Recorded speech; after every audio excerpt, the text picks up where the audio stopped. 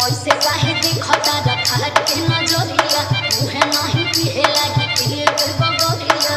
अरे पियादा कर जवा शीतल हो जाए। तू ही चपड़ा ऐसे काहे देखता रखा के नजरिया मुहे नहीं पिए लागी पिए के बगरिया। की बाटे उमर कमर लचकनिया, की बाटे उमर कमर लचकनिया, जब खींचे लूनी हुर के पनिया जानवर